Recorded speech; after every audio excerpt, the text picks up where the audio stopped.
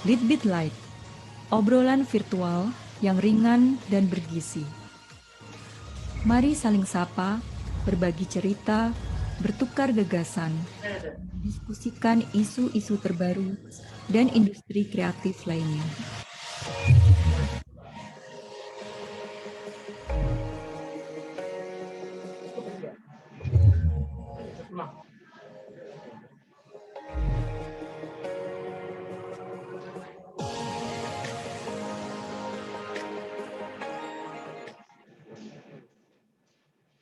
Udah ya?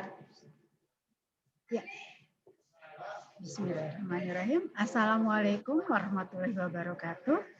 Salam damai sejahtera untuk kita semua. Om Swastiastu, Namo Buddhaya, salam kebajikan, salam sehat, dan tentunya salam literasi. Rekan-rekan sahabat Yayasan 17.000 Pulau Imaji, salam kenal, saya dengan Melvi.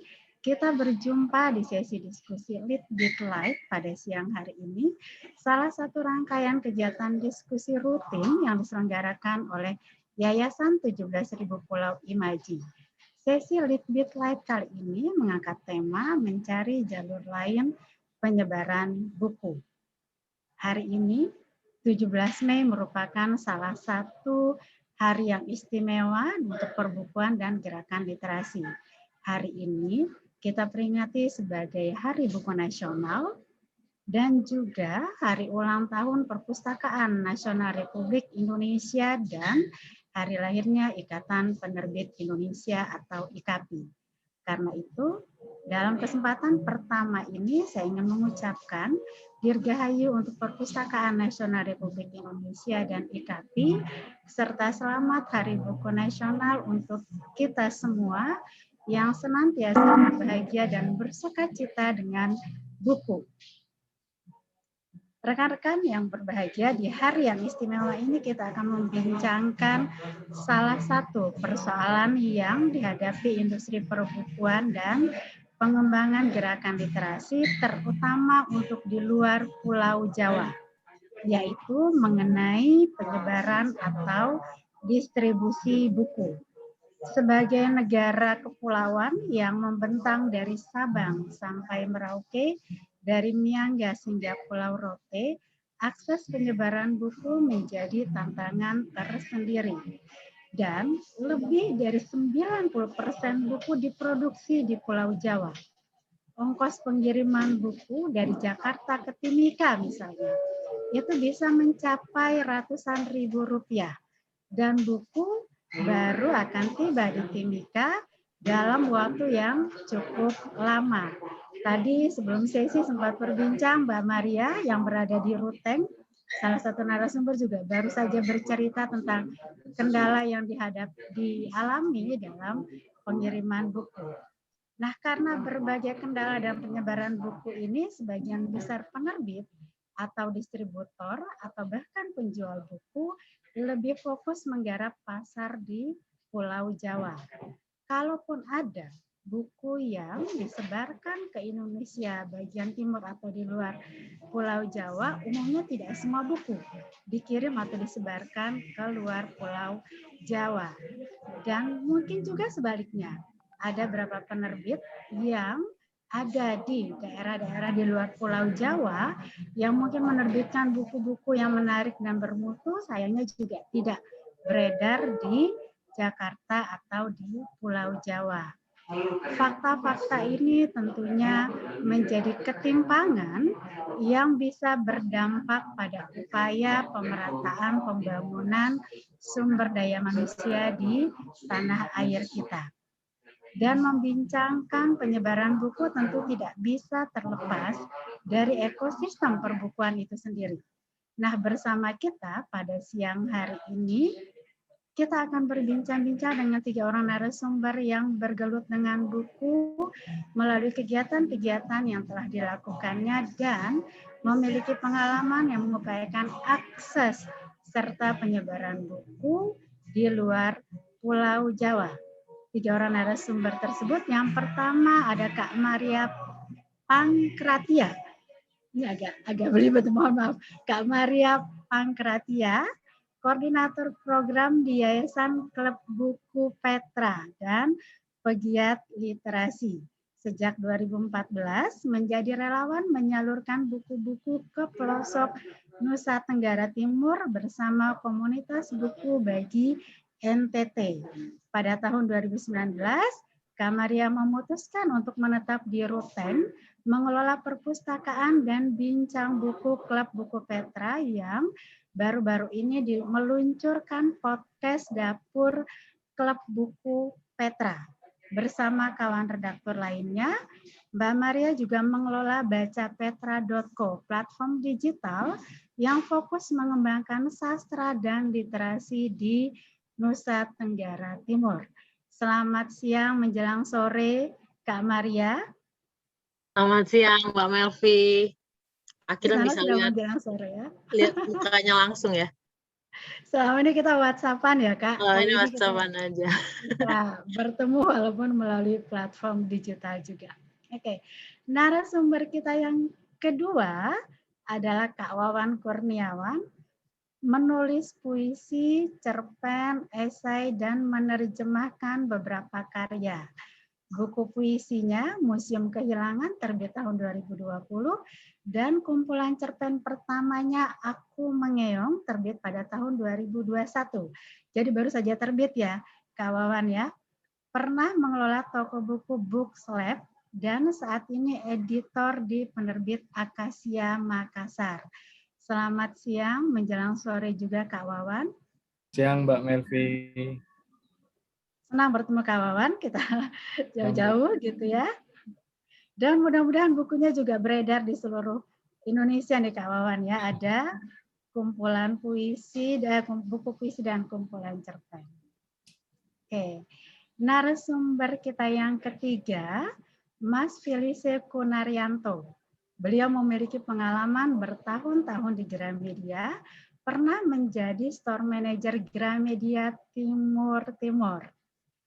Tadi sempat bercerita sejak tahun 98 hingga Timur Merdeka. Dan kini Mas Felice menjadi Regional Manager Gramedia yang menangani wilayah Indonesia Timur. Selamat siang Mas Felice. Siang Mbak Melvi. Kali ini pasti siang karena walaupun menangani Indonesia Timur, home base-nya Mas Felice di Gramedia Kelapa Gading. Iya, sementara. Sementara.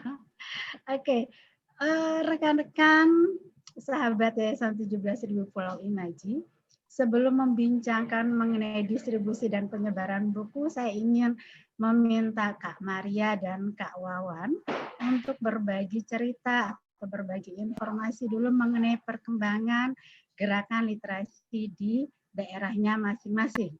Sehingga nanti ketika kita membahas tentang distribusi dan penyebaran buku lebih relevan dan lebih kontekstual, terutama yang dihadapi oleh Mbak Maria dan Kak Wawan, dalam hal ini sebagai pegiat literasi atau pelaku perbukuan juga. Nah, Kak Maria dan Kak Wawan, bagaimana kondisi dan perkembangan gerakan literasi di NTT dan Makassar? Oke, silakan bisa dari Kak Maria dulu untuk mengawali sesi kita siang ini. Baik, terima kasih Mbak Melvi. Selamat siang buat Wawan. Sepertinya saya semakin bosan karena ketemu Wawan terus-menerus. Kemudian selamat siang juga buat Mas Felice. Salam kenal, saya Maria. Sebelumnya terima kasih kepada Farik yang sudah memperkenalkan saya kepada Yayasan 17.000 Pulau Imaji. Saya sudah mendengarnya beberapa kali, tapi baru kali ini akhirnya diundang untuk terlibat di talkshow ini. Terima kasih kepada teman-teman yang sudah memberikan kepercayaan kepada saya. Kemudian tema yang diberikan juga di luar dari biasanya. Biasanya saya diminta untuk menceritakan aktivitas literasi di Ruteng atau gerakan literasi yang ada di Nusa Tenggara Timur, tapi kali ini lebih spesifik tentang jalur pengiriman buku ya, yang ini dari 2014 juga menjadi salah satu isu yang sering kami hadapi.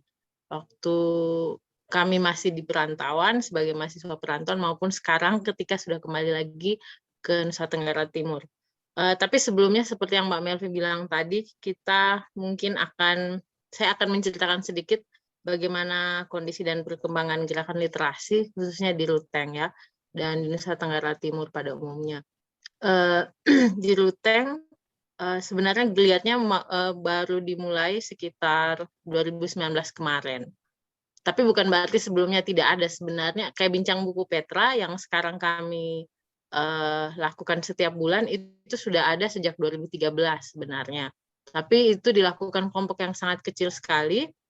Jadi setiap bulan Dr. Ronald Susilo yang merupakan pendiri Yayasan Klub Buku Petra, beliau menyiapkan satu buku fiksi dan selalu novel dari penulis Indonesia untuk dibahas bersama dengan beberapa teman-teman di kelompok yang mereka sebut dengan Klub Buku Petra. Klub Buku Petra sendiri itu, nama Petra itu diambil dari salah satu tokoh dari novel pertama yang dibahas di Bincang Buku Petra. Namanya Petra memang. Jadi tadi kalau Mbak Melvi nanya apakah ada hubungan dengan Petra yang di Surabaya, tidak ada. Tidak ada, tapi harapannya ya suatu saat kalau bisa jadi sebesar itu, puji Tuhan ya.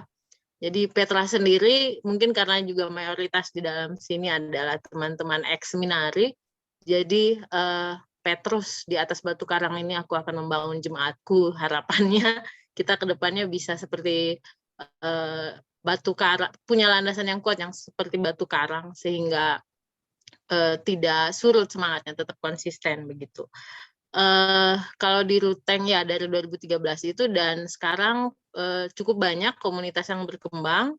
Ada komunitas sastra hujan, kemudian ada rumah baca aksara juga. Kita beberapa kali kolaborasi juga untuk kegiatan tertentu seperti sebelum pandemi itu ada lapak literasi bergerak. Jadi kita melapak buku di Taman Kota Ruteng.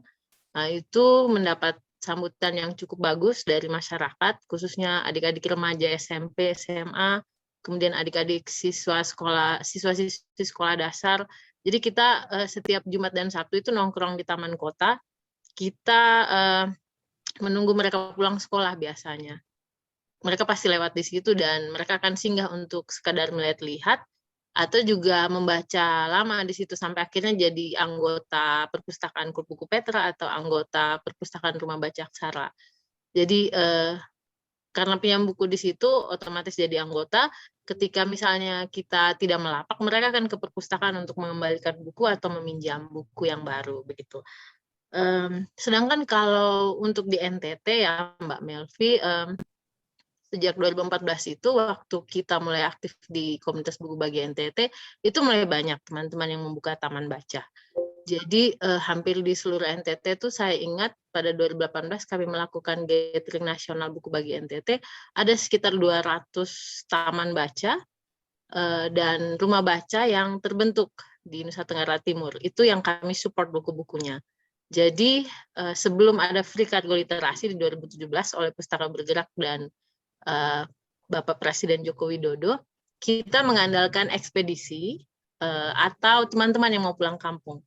Jadi biasanya yang mau pulang kampung itu bagasinya kita, apa ya istilahnya, kita intervensi bagasinya supaya bisa nitip buku. Entah itu dia di kampung yang sama atau di kota yang sama, kita nitip aja. Jadi nanti ada caranya begitu. Misalnya dari Denpasar kita kirim dulu ke Kupang.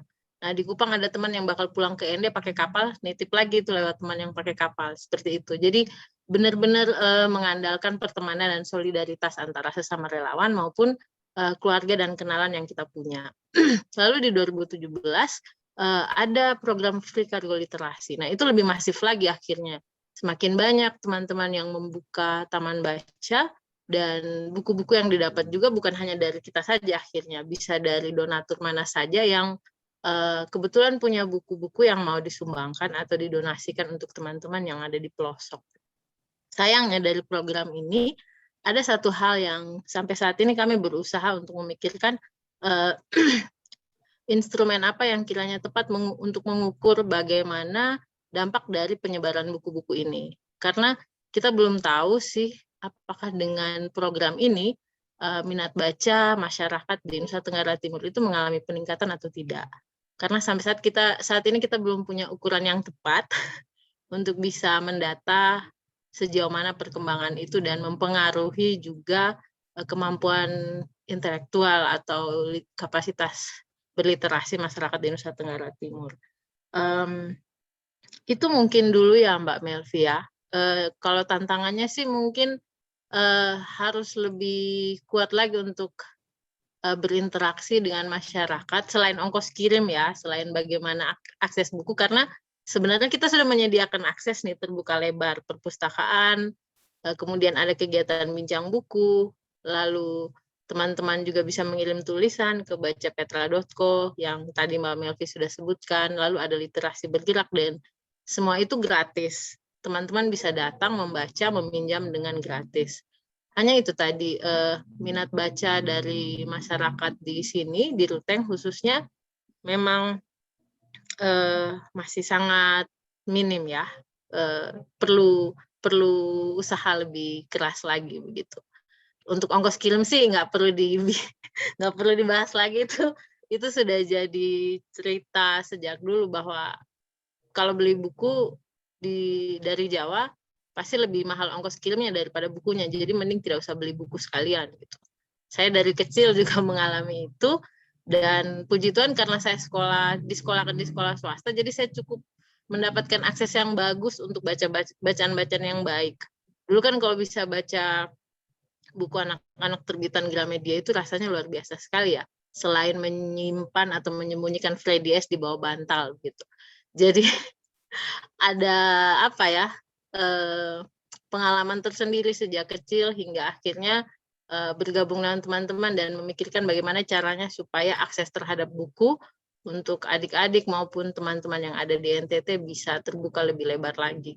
Salah satunya dengan itu tadi, buku bagi NTT, lalu sekarang klub buku Petra gitu. Itu nanti kita akan cerita bagaimana klub buku Petra akhirnya sekarang punya beberapa solusi untuk itu. Terima kasih Mbak Melvi. Pembuka yang sangat menarik dari Mbak Maria, dari Kak Maria, gitu kan. Ongkos kirim bahkan miris ya, ongkos kirimnya bisa lebih mahal dibandingkan harga bukunya sendiri, begitu. Ini sekelumit tadi yang sedikit yang dibagikan oleh Kak Maria mengenai perkembangan atau situasi gerakan literasi dan minat baca, terutama di Ruteng dan di NTT. Silakan Kak Wawan, bisa juga berbagi informasi bersama para sahabat Yayasan 17.000 Pulau Imaji mengenai kondisi minat baca atau gerakan literasi di Makassar dan tantangan utama yang dihadapi teman-teman pegiat literasi atau pelaku perbukuan di sana. Silakan Kak Wawan. Ya, terima kasih Mbak Melvi atas kesempatannya. Pertama saya ucapkan juga terima kasih kepada pihak penyelenggara yang memperkenankan saya hadir dan turut berpartisipasi dalam kegiatan ini. Mungkin saya akan sedikit bercerita dari sudut pandang toko buku dan juga sekaligus penerbit, karena 2-3 tahun belakangan ini saya ikut terlibat di sebuah penerbitan kecil di Makassar namanya Penerbit Akasia. Namun di tahun 2017 saya sempat mengelola sebuah toko buku online yang sekarang sebenarnya sudah tidak aktif lagi, tetapi sejak saya bergelut di usaha merintis toko buku itu, saya kemudian secara tidak langsung bisa berkomunikasi dengan beberapa toko buku yang ada di Makassar. Nah, ini juga menjadi sebuah kabar yang menggembirakan karena 5 tahun belakangan ini dunia literasi di Makassar itu cukup menggembirakan karena ditandai oleh munculnya beberapa toko buku offline, ditambah lagi dengan toko buku online yang semakin marak dan semakin bertambah jumlahnya. Nah, di dalam proses saya berkomunikasi dengan toko-toko buku ini, saya kemudian banyak mendengar cerita dan mendengarkan pengalaman mereka. mungkin tidak jauh beda dengan pengalaman Kak Maria tadi terkait dengan ongkos kirim, bagaimana distribusi buku dari Jawa ke Makassar. Hanya saja yang berbeda di toko buku karena memang di setiap toko buku yang ada di Makassar itu mereka punya perbedaan tersendiri. Ada beberapa toko buku yang tidak sekedar menjual buku, ada memang toko buku yang melakukan program-program khusus yang secara tidak langsung itu mendorong pembaca untuk mengenal buku. Misalkan saja yang aktif misalkan Dialektika Bookshop, toko buku yang berdiri sejak tahun 2015. Kemudian ada juga toko buku yang baru-baru ini misalkan hadir di Makassar itu Pustaka Merah Hitam. Mereka rutin melakukan diskusi buku, kemudian nonton film, diskusi, karena sekarang lagi pandemi mereka rutin melaksanakan diskusi online. Nah, yang menarik dari proses menjual buku itu atau proses transaksi itu karena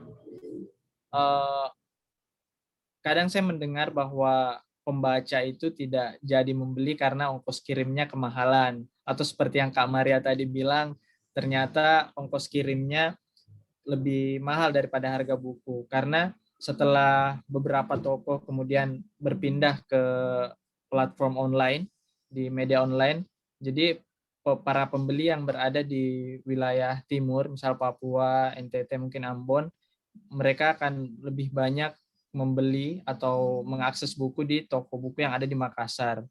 Tapi tetap saja yang jadi kendala adalah ongkos kirim yang akan digunakan oleh pembeli ini. Nah, di satu sisi ada juga toko buku di Makassar yang rela melakukan diskon besar-besaran. Misalkan contoh ada Pelangi Ilmu. Nah, mereka rela diskon sampai 30%, 20%, dan mereka bahkan cuma untung 10% demi menarik pelanggan untuk datang membeli buku. Nah, beberapa toko buku kemudian akhirnya berlomba-lomba untuk melakukan diskon. Nah, tapi di satu sisi mungkin itu baik untuk pembaca, tapi bagi mereka akhirnya mereka harus mengurangi mungkin penghasilan mereka demi membuat buku-buku itu tersalurkan ke pembaca. Nah, tapi ada juga toko buku yang selama pandemi ini karena hampir sebagian besar teman-teman yang pelaku bisnis buku ini mengaku bahwa mereka mengalami penurunan pembelian. Mereka harus bermasalah dalam proses update buku. Jadi buku-buku terbaru yang ada di Jawa mungkin sudah terbit, tetapi teman-teman yang para toko buku ini belum bisa mendisplay karena itu tadi. Pertama, belum bisa pesan karena dananya minim. Kedua, memang ongkos kirimnya tadi itu yang agak bermasalah. Jadi mereka memilih untuk tidak menjual dulu. Nah, tapi ada juga program yang menarik karena ada toko buku yang diberi kepercayaan oleh penerbit di Pulau Jawa dengan sistem konsinyasi. Jadi penerbit mengirimkan bukunya ke toko buku, kemudian nanti dilapor per bulan saja berapa yang laku, berapa yang belum. Nah, itu mereka bekerja sama dengan sistem kepercayaan saja. Nah, itu yang membuat beberapa toko buku bisa bertahan di masa pandemi juga. Nah, selain itu, karena ada keberadaan toko buku yang ada di Makassar, secara tidak langsung itu akhirnya membuat komunitas-komunitas baca, komunitas menulis, ikut juga terdorong dan tergerak melakukan aktivitas literasi. Namun yang menjadi kendala mungkin di Sulawesi, karena kita mungkin terlalu berpusat di Makassar, kadang kita lupa dengan beberapa kabupaten yang ada di Sulawesi Selatan. Kita kadang cuma berpusat di Makassar, tapi sebenarnya di beberapa kabupaten muncul juga beberapa komunitas baca, misalkan ada Baru Membaca, ada Sopeng Membaca, beberapa tempat juga mendirikan rumah baca. Hanya saja memang menurut saya tantangan yang dialami para pegiat literasi ini karena saya rasa ini adalah sebuah proses seperti lari maraton. Jadi ibaratnya kita seorang pelari harus punya nafas yang panjang. Kalau tidak tidak punya energi atau semangat yang panjang, mungkin akan ada yang berhenti di tengah jalan. Belum lagi mungkin komunitas-komunitas biasanya digerakkan oleh pemuda, anak-anak muda yang ada di desa, tetapi karena tuntutan sosial, tuntutan pendidikan, pekerjaan, misalkan mereka harus meninggalkan desa, pergi ke kota, dan itu juga menjadi tantangan karena organisasi atau komunitas yang mestinya dipelihara, dirawat, itu akhirnya dibiarkan begitu saja. Makanya ada banyak toko buku, komunitas baca, namun bermasalah di tadi, dia tidak bisa bernapas panjang atau lari lebih panjang lagi karena kehabisan energi mungkin, atau ada kendala-kendala seperti itu. Jadi mungkin itu yang secara gambaran umum di Makassar atau Sulawesi Selatan yang bisa saya sampaikan dulu, Pak. Oke, terima kasih Kak Wawan untuk sharingnya. Kalau tadi Mbak Maria kan juga sempat menyampaikan bahwa sebetulnya akses untuk menyebarkan buku atau memberikan akses bahan bacaan ke masyarakat di Ruteng sudah banyak dilakukan, ya, baik itu bagi buku oleh NTT atau misalnya dari Klub Buku Petra gitu. Tapi kondisinya minat baca masyarakat kan masih rendah ya di Ruteng ya. Tadi Mbak Maria menyampaikan seperti itu ya. Sebetulnya selain tadi sudah ada akses buku, tapi kondisinya minat baca masih rendah itu sebetulnya lebih karena apa, Mbak? Bisa kalau menurut pendapatnya Kak Maria ya, itu lebih karena apa, Mbak, faktornya? Baik Mbak Melvi, mungkin juga pengaruh ini ya, teknologi ya, gadget dan sebagainya. Jadi hal-hal itu jauh lebih menghibur dan lebih cepat aksesnya lebih mudah juga gitu kan. Internet sudah sampai di sini meskipun kadang-kadang hilang muncul gitu kan. Ini puji Tuhan hari ini baik sekali internetnya sehingga saya nggak keluar masuk. Jadi kayak pertunjukan. Jadi itu Mbak Melvi, gadget juga sih, dari anak kecil hingga dengan orang tua sekarang begitu akrab dengan itu, jadi kemudian juga semacam ada lompatan yang sangat jauh sekali dari kita yang sebelumnya mengenal buku, lalu tiba-tiba sudah mengenal gawai begitu, smartphone. Jadi ada proses yang kosong di tengah situ, sehingga itu cukup mempengaruhi ke masyarakat. Jadi ketika dikasih buku mereka merasa sudah tidak menarik lagi begitu. Toh sekarang juga katanya ada buku PDF bisa dibaca langsung di HP, begitu selalu alasannya. Sehingga kehadiran perpustakaan konvensional atau lapak buku itu kadang-kadang dipertanyakan juga, kalian ngapain sih nongkrong bawa buku gitu kan? Siapa yang mau baca? Kadang-kadang ada pertanyaan seperti itu. Lalu juga ya hiburan-hiburan yang lain ya, selain smartphone ada televisi juga, kemudian sekarang YouTube juga jauh lebih menarik perhatian teman-teman di sini, sehingga tiba-tiba ada YouTuber, bahkan di daerah di kota sekecil Ruteng ada YouTuber, ada selebgram juga gitu kan, yang itu semacam jadi tuntutan sosial untuk anak-anak remaja di sini bahwa maksudnya saya eksis gitu, saya punya eksistensi kalau saya jadi seperti itu kayak gitu. Jadi membaca bukan jadi sesuatu hal yang menarik atau bahkan sesuatu yang wajib gitu. Oke, jadi justru selain akses buku, sekarang tantangannya adalah bagaimana kemudian buku ini bisa menjadi sesuatu yang menarik ya. Gitu. Ya, nah, mungkin nanti setelah ini kita bisa berbincang juga mengenai mungkin teknologi atau bagaimana kemudian buku tampil di dalam berbagai bentuk ya, berbagai platform gitu. Nah, jika tadi di Ruteng saja gitu misalnya, anak-anak kan lebih banyak dengan teknologi atau gadget gitu ya. Bagaimana dengan perkembangan atau akses atau minat terhadap buku digital? Nah, menurut Mbak Maria atau Mas Wawan, bagaimana, apakah punya gambaran mengenai itu sebelum nantinya kita akan minta Mas Felice sharing mengenai potret perbukuan yang lebih komprehensif nih, gitu kan, kalau dari materinya Mas Felice. Silakan, Kak Maria. Oke, untuk menampilkan buku supaya jadi lebih menarik ya, kita coba beberapa cara sih. Yang pertama itu yang tetap kita lakukan itu bincang buku. Jadi bincang buku ini kita lakukan setiap bulan, di mana kita menyediakan satu buku novel biasanya, penulis Indonesia, itu dalam jumlah 10-15 buku. Dan bagi yang peserta yang mau ikut, dia wajib membeli buku itu. Nah, harga bukunya itu, hanya ada 2 harga buku di Bincang Buku Petra, Mbak Melvi.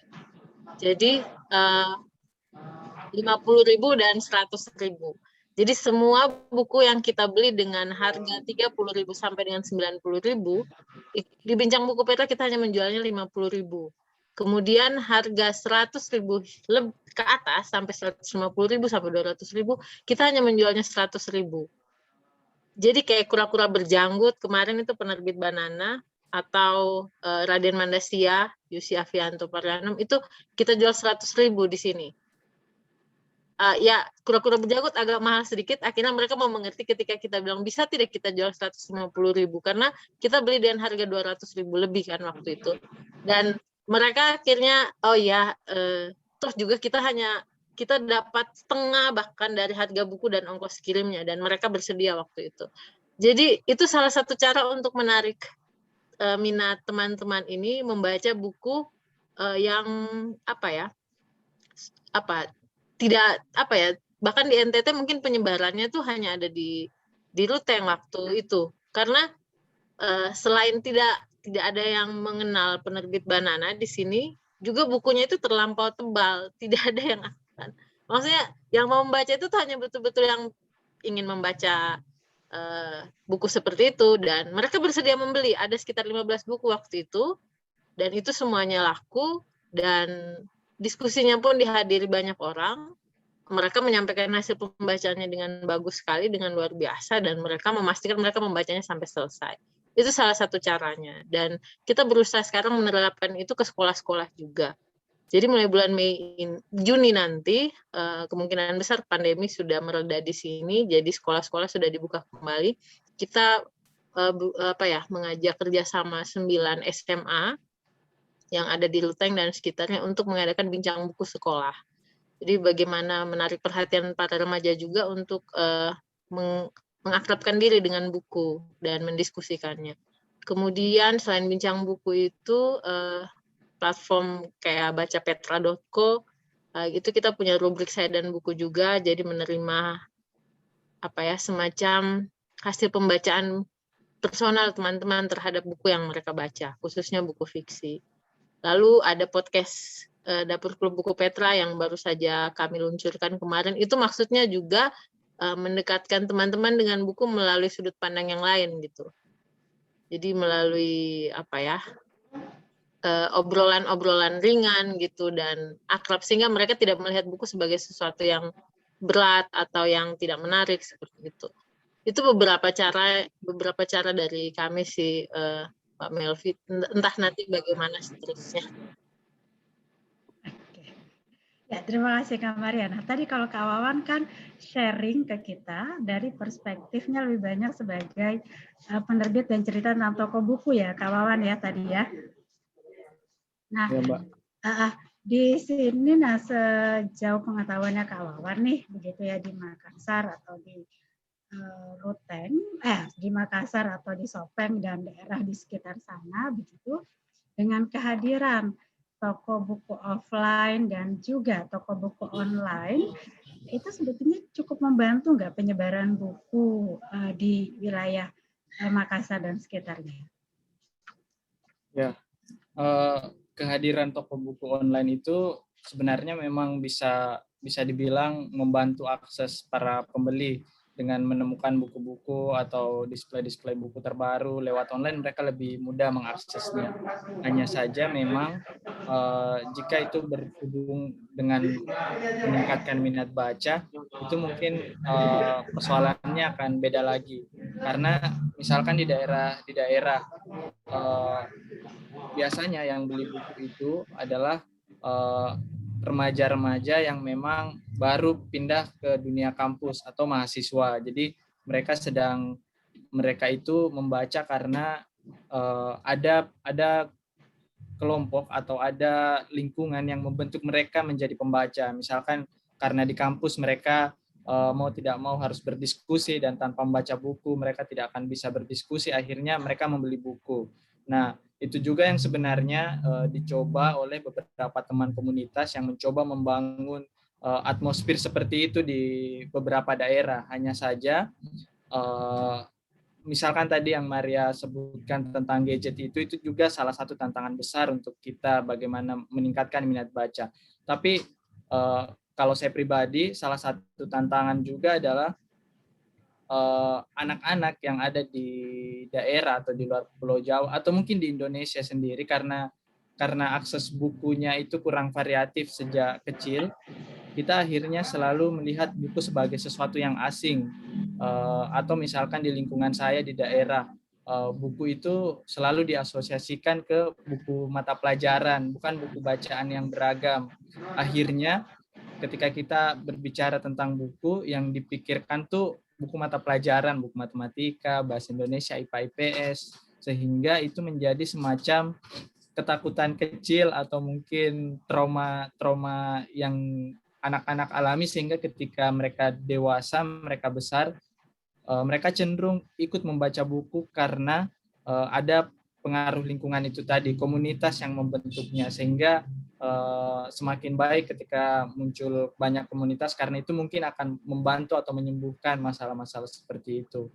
Namun yang juga mungkin menarik untuk dibahas adalah home literasi. Jadi di Indonesia mungkin masih sedikit penelitiannya, tetapi di beberapa peneliti psikologi perkembangan di Eropa misalkan, mereka sudah banyak meneliti bagaimana perilaku home literasi, misalkan berapa banyak buku di rumah, berapa banyak waktu diluangkan orang tua untuk membaca bersama anak, berapa banyak apakah di dalam rumah itu ada perpustakaan, rutinitas mengunjungi perpustakaan kota atau perpustakaan komunitas. Nah, seperti itu, budaya-budaya seperti itu mungkin belum ada di tempat kita, sehingga itu juga yang menjadi tantangan tersendiri untuk meningkatkan minat baca. Mungkin itu Mbak Melvi. Oke. Jadi lebih di sini ada trauma ketika buku yang beredar mungkin hanya buku pelajaran, sehingga ketika diajak untuk membicarakan buku, muncul persepsinya yang dibahas adalah buku pelajaran yang mungkin tidak menarik, ya. Itu tadi yang disoroti oleh Mas Wawan. Mungkin juga kurangnya buku yang bervariasi ini juga karena masalah tadi akses atau penyebaran buku yang tidak merata, ya, gitu. Mungkin kami beruntung di Jakarta atau di Pulau Jawa buku sangat beragam, tapi mungkin karena itu hanya beredar atau mungkin penerbit atau misalnya distributor dan penjualannya fokus di Pulau Jawa, buku-buku yang menarik itu sehingga tidak tersebar, ya, ke daerah-daerah lain. Begitu. Nah, kita nanti lanjutkan diskusi bincang-bincang dengan Kak Maria dan Kak Wawan. Sekarang kita menginjak ke narasumber yang ketiga, Mas Felice.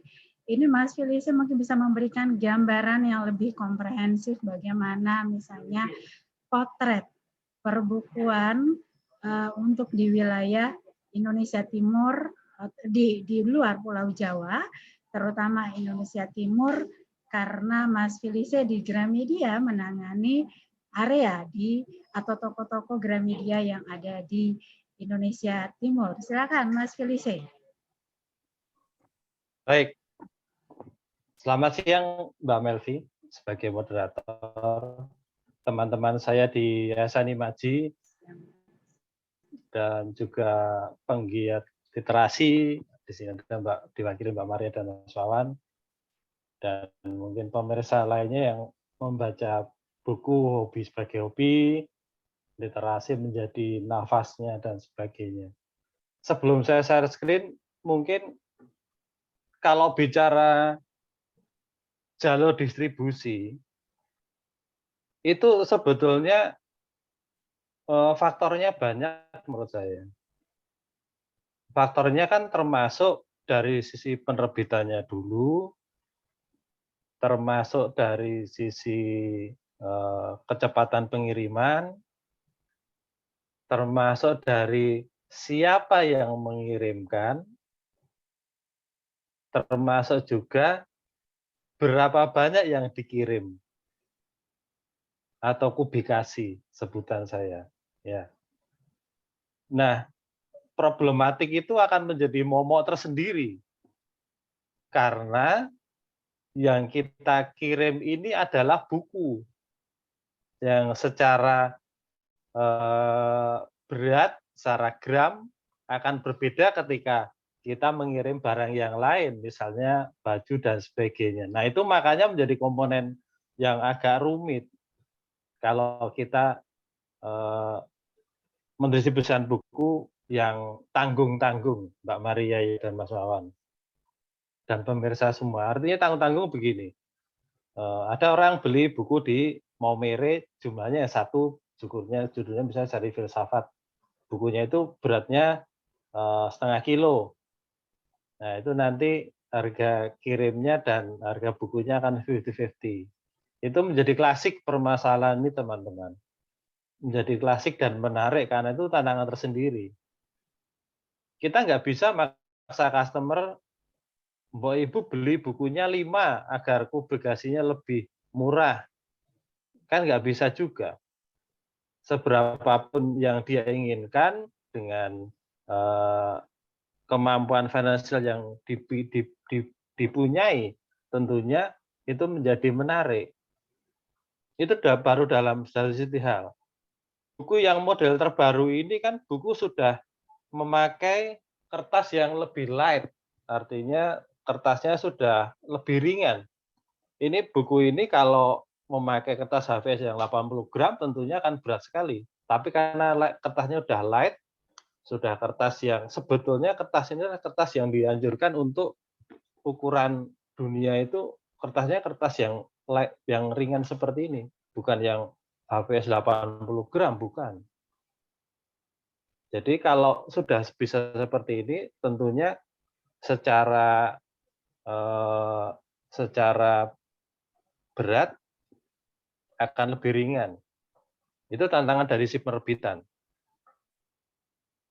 Jadi banyak loh tantangannya jalur itu bukan pada esensi hanya masalah bentuk bukunya, enggak juga, tapi dari muaranya juga harus kita benahi juga dalam pengertian, oh ternyata kertasnya memang harus berubah. Terus kalau kita lihat, sebetulnya buku itu kan pada isi tataran isi ya. Nah, pada isi itu misalnya, apakah buku sekarang itu perlu jumlahnya harus di atas 100 halaman atau 150 halaman. Jangan-jangan tantangan buku ke depan itu untuk mengakali semua hal itu, harusnya buku semakin rigid, semakin bisa dipres, sehingga tanpa mengurangi esensi ya. Nah, itu kan hal-hal yang sebetulnya banyak detail yang tidak bisa dibicarakan satu-satu. Nah, kalau di Indonesia Timur sendiri memang tantangan kita adalah lead time, apapun kalau di bahasa manajemen ya lead time. Ya, lead time-nya lebih lama. Karena kita mau mengirim via udara tentunya lebih mahal. Kalau ibarat buku satu dus itu isinya kalau saya klaim bisa hampir 200 eksemplar. Nah, itu bisa lebih ringan Mbak Maria dan teman-teman. Gitu. Dibandingkan harus satu-satu. Nah, jadi kalau di timur memang problem kami ada, kalau masalah titik ya, jalur disebut itu belajarnya begini. Kubikasi oke, dan lain-lain tadi, tapi juga memang lead time kecepatan daerah tidak sama. Jangan pernah berpikir bahwa kirim ke Jayapura itu lebih lama. Jayapura itu paling cepat malah. Tapi yang lama-lama itu justru ada ke Maumere itu lama. Ke Ternate lama, ke Ambon lebih lama. Tapi sejauh saya tangani, karena saya tangani mulai dari Meme sampai ujung Sorong sana, itu memang paling lama ke Ternate. Mau ke Jayapura itu loh, itu naik dulu. Ke Sorong baru turun lagi begini. Jadi kita harus menguasai jalur distribusinya dulu. Dan harus banyak kenalan. Kenalannya begini caranya, teman-teman. Kalau ini memecahkan membantu ya.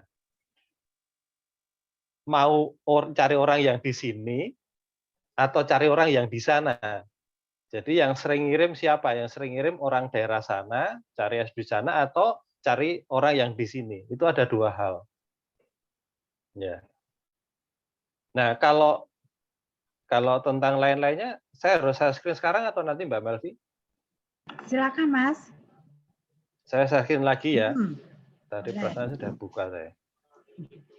Silakan bisa di share screen.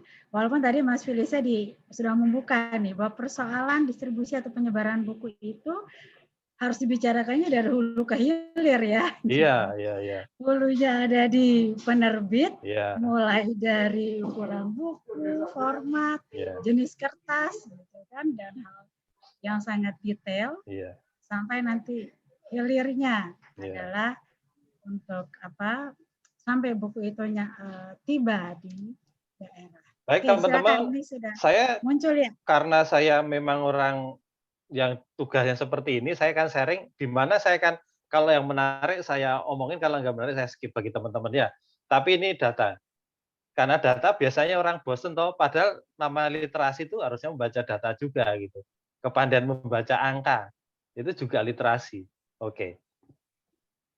Nah, ini kalau literasi dunia memang kita masih cukup di bawah, ini sumbernya di beberapa hal, kita tahu sama, kita masih punya tantangan dalam hal literasi. Semoga kita dalam ke depan dengan peradaban kemanusiaan dan komitmen kita bersama, kita harus bisa lebih baik lagi. Ini kalau kembali ke tantangan tadi ini saya simpulkan teman-teman ya, simpulkan ini saya potret kami kalau pendekatan penyebaran Mbak Maria ya, itu ya pameran gini nih. Satu pameran ya, pameran diminta maupun tidak diminta kita pameran. Itu yang pertama. Pameran juga tidak mudah, tempatnya di mana, waktunya kapan, biayanya berapa, terus bagaimana. Jadi adanya itu itikat baik kita saja. Itikat baik kita itu memang maunya mau dekat dengan customer. Ya, the end customer itu lebih penting. Ya, itu penting.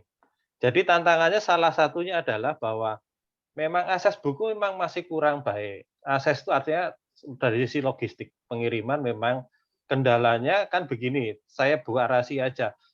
Dari sisi yang di ekspedisi ini juga kan bicaranya cost ya. Namanya cost itu kan berarti dia variabelnya kubikasi dan sebagainya. Dia akan mengirimkan buku kita, tidak mungkin dia mengirimkan satu biji doang. Dia nungguin teman-temannya dulu, teman-temannya kumpul gitu, banyak baru dikirimkan. Jadi ada lag-nya begitu banyak. Nah, lag tertinggi memang ke Ternate.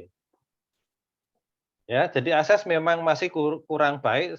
Saya mau mengatakan tidak baik, janganlah. Masih kurang baik, masih pembenahan dan sebagainya.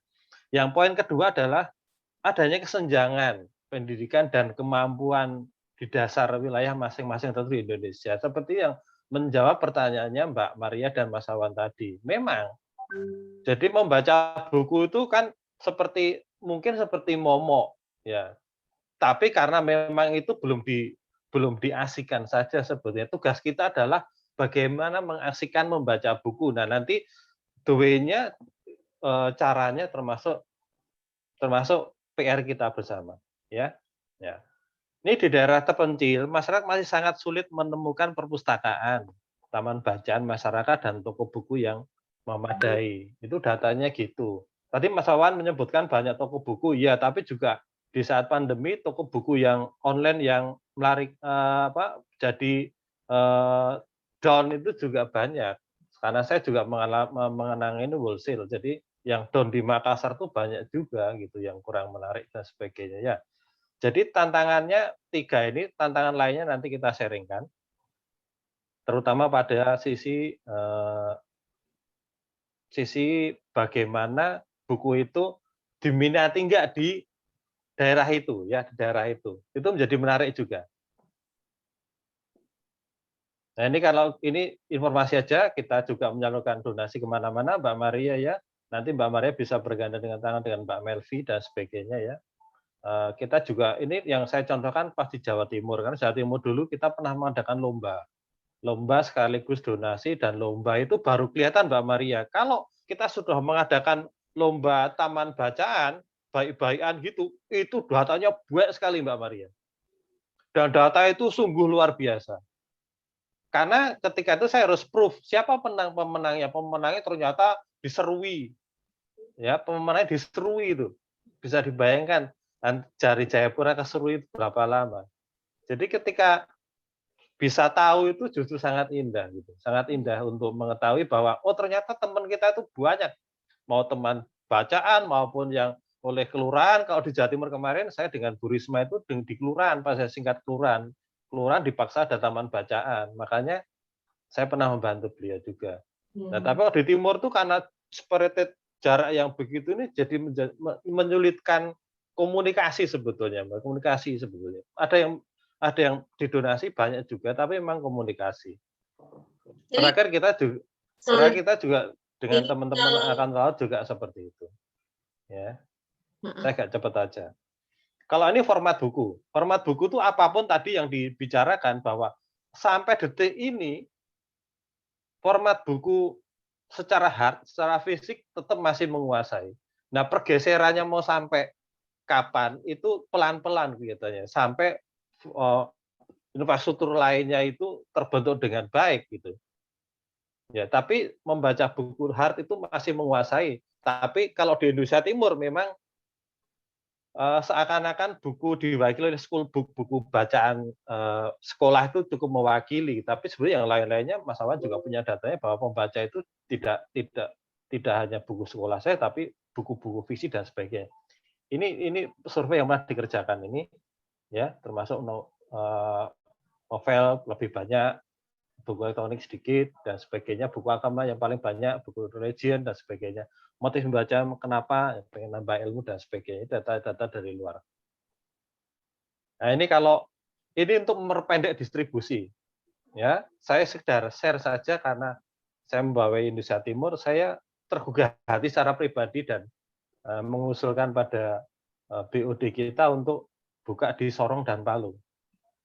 Saya sekedar sharing aja. Palu ini, Gramedia Palu ini kita buka. Itu belum genap 1 tahun peristiwa di Palu. Ya, itu banyak. Artinya kita punya komitmen loh, masuk dengan segala konsekuensinya di Palu. Padahal belum genap setahun adanya peristiwa di Palu. Tapi kita komitmen untuk mendekatkan diri. Bahkan sebelumnya itu kita punya pameran di Palu. Dan ini kita, seberapapun skalanya teman-teman di Palu, kita nggak peduli. Kita pengennya hadir, menemani, dan itu sebetulnya untuk menumbuhkan teman-teman toko buku yang lain. Dengan kehadiran kami sebetulnya kita pengen mengajak bahwa ayo bersama-sama teman-teman juga tergerak hati untuk membuat toko buku. Jadi kehadiran kami itu strike adalah agar tumbuh toko-toko di situ juga. Jadi marilah contohlah kita intinya gitu. Jadi bukan kita hadir itu bukan untuk apa, tapi justru kita hadir itu untuk mengembangkan dan ibaratnya ayo bersama-sama kalau mau coba silakan. Tapi nanti dengan cara tertentu nanti sudah akan berbeda caranya. Landscape-nya sudah berbeda lagi ya. Nah ini kalau di Sorong juga sama. Sorong ini kita opening pas pandemi. Teman-teman bisa bayangkan opportunity bisnisnya pandemi kok buka toko buku. Coba bayangkan aja. Ini kita buka bulan Maret. Pas pandemi. Nah kita ada komitmen ya nggak apa-apa. Ini untuk mendekatkan. Jadi kesulitan distribusi itu kita coba dekatan dengan hard seperti ini. Ini pendekatan hard kalau menurut saya. Ya jadi di situ kontennya berapa nanti di belakangnya ada. Ini yang terjauh ini. Ini di bau-bau. Ini kita bikin pameran satelit di Bau-Bau. Cukup jauh, naik pesawat dari Kendari, ini di Tobelo. Tobelo itu dari tempatnya Mas Wawan cukup jauh, saya harus naik mobil 4,5 jam dulu, nyebrang perahu, lari lagi sampai Tobelo, habis Tobelo ke Morotai. Ya, nah, itu contoh pendekatan hard kami. Nah, maaf ya, ini yang penting tadi bahwa kita itu hadir di 33 provinsi dan 56 kota. Jadi kotanya sudah banyak banget yang kita coba dekatin, maupun provinsi maupun kota madya. Nah, ini kalau bicara performance ya, karena pandemi, datanya revenue sekian, targetnya kita masih sekian. Ya, itu teman-teman nggak penting lah. Nah, ini kalau recovery sales-nya, bahwa kita ini saat pandemi menyebabkan distribusi buku juga bergejolak kan, pasti ya. Karena hulu hilir, jumlah kuantiti dan sebagainya. Pasti akan terrecovery kalau kami baru 56%, artinya masih banyak tantangan. Untuk ke same data di 2019, ya nanti bisa diperdalam lagi. Ini membantu Mbak Maria dan Mas Wawan untuk lebih bisa membaca opportunity ya. Nah, ini kalau dilihat, tapi ada kabar yang mengembirakan karena justru di Indonesia Timur ini recovery-nya sales itu justru bukan lebih cepat ya, tapi lebih stabil dan atau mungkin akibatnya tidak terlalu parah gitu, Mas Wawan dan teman-teman penggerak literasi ya. Contohnya Jayapura ini kami hanya 18 saja. Maaf. 18 saja. Jadi Jayapura itu justru tidak tergoyahkan pada sisi kegemaran beli buku dan sebagainya. Yang goyah malah di Jakarta ya. Lain-lainnya nggak goyah, datanya seperti ini. Ini data real ya. Makassar tuh Mas Wawan, kita recovery-nya minusnya 26%, artinya masih mending lah dibandingkan yang lain. Artinya apa? Kemauan ke arah mencari dan membaca, walaupun secara linier tidak bisa kita sandingkan, tapi ini bukti bahwa dunia perbukuan masih bisa kita kejar walaupun di saat pandemi ya. Nah, ini data bagus juga. Mbak Maria dan Mas Wawan dan teman-teman, kita melihat buku itu kita ngukurnya dari buku-buku yang RO, repeat order, dan STO. Nah, ini saya baca dari STO. Buku STO itu standing order, buku yang dicetak baru, ya tiap tahunnya. 2019 itu data saya itu kita mempunyai 4.000 judul buku. Itu data yang direkap oleh kami, itu 4.000 judul buku. Itu internal dan eksternal. Di luar itu saya yakin masih juga banyak. Tadi misalnya dari penerbit-penerbit lainnya itu bisa aja nggak tercatat, Mbak Maria, Mbak Sawan ya. 4.000. Tetapi di saat pandemi kita hanya mampu separuhnya saja. Nah, kalau kami menyebut itu internal itu rata-rata di sebelah kanan itu ada 172. Itu tahun 2020 ini sampai April 2001 itu internal itu 172 judul per bulan. Yang eksternal itu 400, totalnya 500. Jadi totalnya juga berkurang. Jumlah judul yang diproduksi itu berkurang. Sebetulnya kalau mungkin secara naskah akan jauh lebih banyak ada.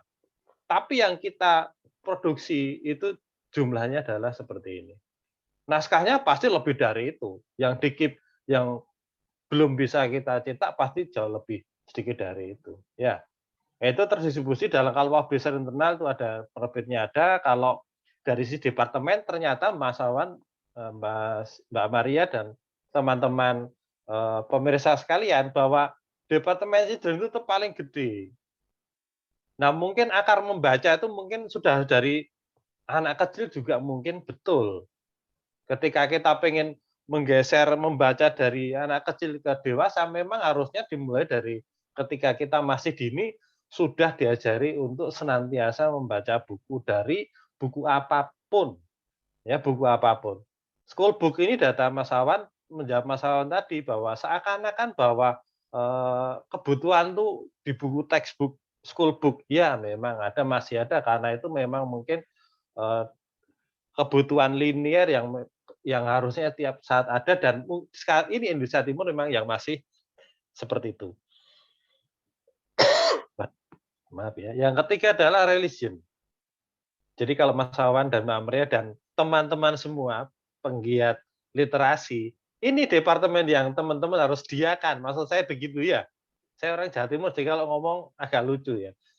Ini departemen yang harus sediakan, jangan yang lain-lain gitu loh. Kalau di tempatnya Mbak Maria, saya tahu datanya itu filsafat bagus. Di Maumere itu kalau tanya, Pak ada buku filsafat ini. Padahal literasi filsafat itu tidak banyak. Tidak banyak. Dan berat. Tapi banyak yang bertanya tentang filsafat. Ya, kalau di Sorong beda lagi yang ditanyakan.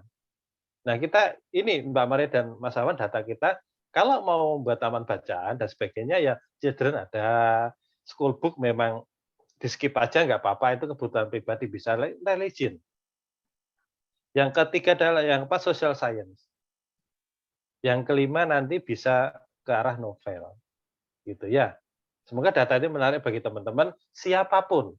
Ini data update loh, siapapun yang pengen bergelut, ini data seperti ini. Nah, kalau di internal juga sama. Masih children, komik, novel, sales improvement itu kemarin cukup tajam naiknya, dan religion. Nah ini teman-teman, mengapa yang namanya distribusi buku itu kami harus memperhatikan seluruh komprehensif, karena jangan sampai begini Mas Awan, Mbak Maria. Kita ngirim buku di titik terjauh, itu membebani supplier, saya memberikan informasi yang salah pada supplier, tetapi di sana tidak jalan, tidak laku dalam pengertian nggak laku. Yang kasihan siapa? Semuanya kasihan, Mbak. Penerbitnya Kak, ya juga problem, cost, penulisnya juga mungkin royaltinya terproblem, juga kita juga problem. Jadi memang harus agak presisi membicarakan itu semua. Mau jalur distribusi, itu juga bukunya tepat, kuantitinya harus tepat, yang dipilih departemen dan kemauannya juga harus tetap tepat. Kalau pengen lebih bagus lagi, pilihlah penerbit yang tepat juga, jangan sampai keliru milih penerbit. Dalam pengertian begini, religion itu misalnya penerbitnya, kalau yang bagus gitu, kalau school book itu ada beberapa, kalau social science itu penerbitnya ini, kalau religion itu biasanya ini. Nah itu dicari juga oleh teman-teman, sehingga maksud saya begini, saya bukan maksud untuk menggurui, bukan. Dari yang ada di lapangan, kadang-kadang saya cukup prihatin, karena apa? Karena ketika saya diskusi itu isi perpustakaan ataupun apa itu seakan-akan itu tidak dipilih judul dan kontennya yang baik. Kalau menurut saya gitu ya, itu bahasa saya. Judul dengan konten yang baik itu karena akan menentukan apa? Akan menentukan pembaca, gitu. Ya, menentukan pembaca. Bacaan ringan oke. Bacaan yang berat oke. Tapi yang tepat, yang orang agar membaca itulah yang penting bagi kita. Nah ini salah satunya dari informasi kita berikan. Nah ini nasional, secara nasional itu nomor 1 adalah children, 2 novel, 3 religion, 4 itu masih komik. Komik itu jangan berpikir komik. Komik itu udah komik macam-macam sekarang yang ke arah pengetahuan dan edukomik itu luar biasa ya. Nomor 5 self improvement, yang 5 school book ini karena tidak merata di Indonesia masih buku. Yang nomor 7 itu reference, karena masih banyak yang pengen membaca buku-buku untuk tes-tes dan sebagainya. Yang terakhir ekonomi dan bisnis itu yang di poin 8. Ya, jadi dari sekian 32 yang pengen kita kembangkan di sebuah toko, Mas Wawan, itu dikuasai oleh 8 ini, Mas Wawan. Silahkan belajar dari sini. Ya, contoh bukunya ada itu. Nah, ini saya sudah mengerucut ke timur ya. Ini data itu berarti saya tidak bisa manipulasi. Rata-rata karena kami terbagi menjadi 8 regional, itu ini data saya Januari, Februari, Maret ya. itu bahwa di Indonesia Timur tuh pada kue yang biru tua itu kita atas STO yang tadi 500 tadi ya, itu judul 13% itu ke tempat saya, ke tempat kami di Timur 13%. Ya, ke Jabodetabek paling banyak 42,5%. Jadi kalau memang ada sedikit wajar. Jadi distribusi sebaran memang mau nggak mau faktanya di Jabodetabek yang paling lebih banyak. Ya, nah, tapi caranya ada, menyelesaikannya ada nanti. Ya, jadi Indonesia Timur secara hard kita kirimkan sekitar 13%. Ya, dengan kotanya kita bagi juga nantinya. Nah, lain-lainnya mirip-mirip juga. Di Jatim Bali itu 14, di Sumatera itu 13, dan Jateng itu 9%. Datanya 3 bulan sama. Itu menyimpulkan apa teman-teman? Menyimpulkan bahwa memang kekuatan kita baru sampai saat pandemi seperti itu. Nanti kita petakan lagi. Petakan lagi seperti apa. Karena kita memetakannya kan begitu banyak, Mas Awan dan teman-teman ya. Itu memetakannya kan dari sisi berbagai sisi pilihannya. Jadi ini namanya bicara data ya agak detail memang. Nah, ini gambaran utamanya seperti ini. Nah, ini kalau Swampert dan bestseller itu ini gambar-gambarnya kalau yang merah itu kalau di Jayapura itu itemnya tersedia berapa itu ya? Saya kok ketutupan saya. Ada 11 ribuan ya. Bestsellernya berapa itu? Departemen apa aja itu ada tuh teman-teman. Yang di sisi kanan. Yang di Sulawesi ada 8 toko.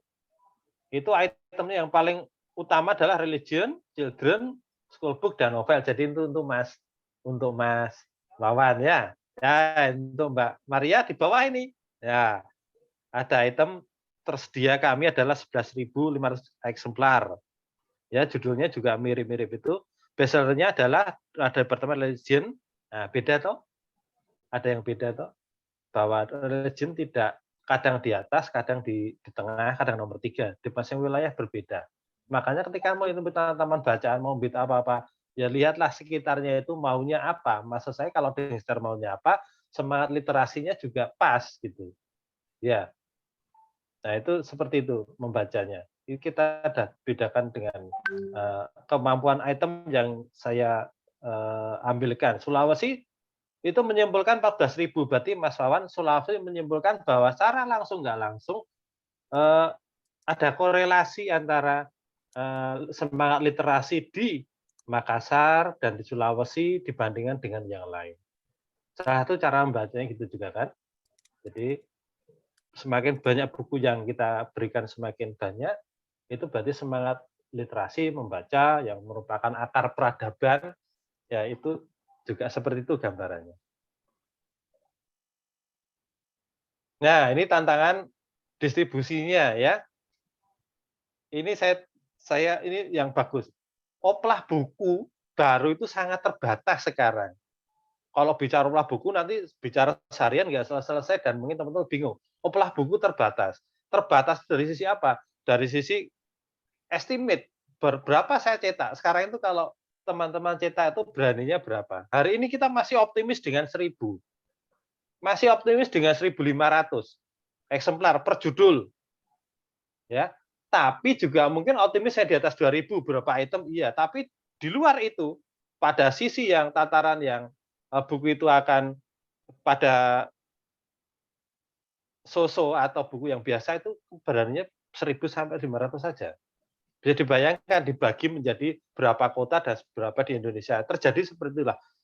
Ini memang mau tidak mau seperti ini sekarang ya. Oplah buku yang sangat yang oplah siapa ya? Semua penerbit. Semua penerbit bukan kita aja. Tapi semua penerbit melakukan hal yang sama. Bagaimana saya terjadi efisiensi oplah?